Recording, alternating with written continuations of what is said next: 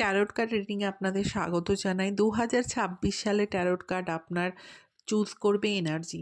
এইখানে 2টি tarot card রয়েছে। একটি হলো দ্য এম্পেরর কার্ড এবং দ্য চ্যারিয়টের কার্ড। কোন কার্ডটি আপনাকে বেশি অ্যাট্রাকশন ফিল করছে? এই কার্ডটি দ্য এম্পারার কার্ড নাকি দ্য চ্যারিয়টের কার্ড?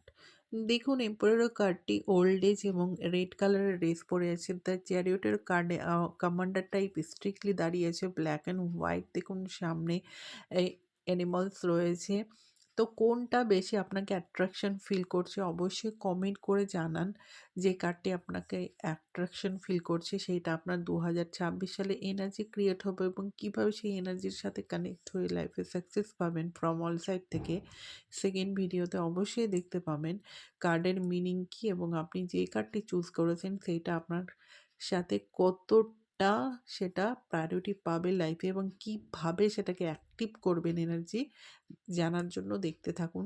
লাইক এবং সাবস্ক্রাইব করুন। Thank you.